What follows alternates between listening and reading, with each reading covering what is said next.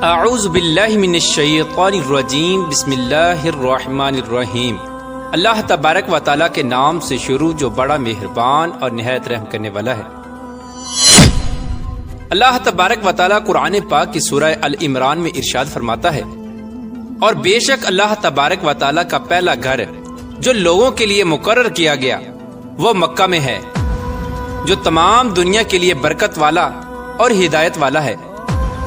پیارے دوستو، کیا آپ جانتے ہیں کہ دنیا میں سب سے پہلے اللہ تبارک و تعالیٰ نے اپنے گھر خانہ کعبہ کو کس طرح اور کب بنایا؟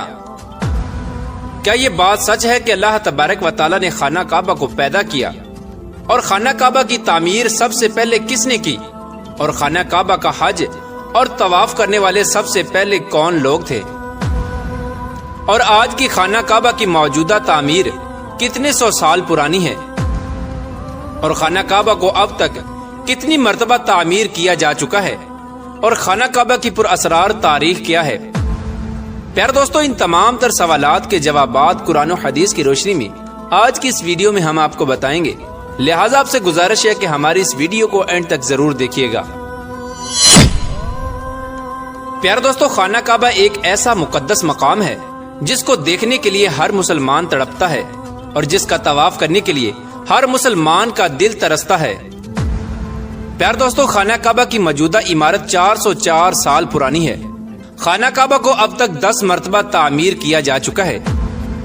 پیارے دوستو، خانہ کعبہ کی سب سے پہلی تعمیر حضرت آدم علیہ السلام کی تخلیق سے 2000 سال پہلے ہوئی، اور خانہ کعبہ کی سب سے پہلی تعمیر فرشتوں نے کی۔ جس طرح کہ تفسیر قرطبی میں لکھا ہے کہ جب اللہ تبارک و تعالیٰ سے فرشتوں نے کہا کہ انسان تو تخلیق کے بعد زمین میں فساد برپا کرے گا اور بہت خون ریزی ہوگی، جس پر اللہ پاک نے فرمایا کہ جو کچھ میں جانتا ہوں وہ تم نہیں جانتے، فرشتے یہ گمان کرنے لگے کہ اللہ تبارک و تعالیٰ ہم سے ناراض ہو گیا ہے۔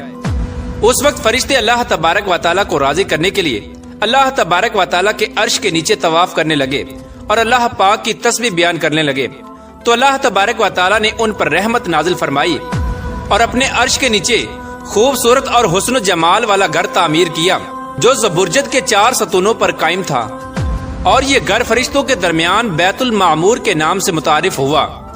جس طرح کہ اللہ تبارک و تعالیٰ سورہ طور میں بیت المعمور کا ذکر فرماتا ہے۔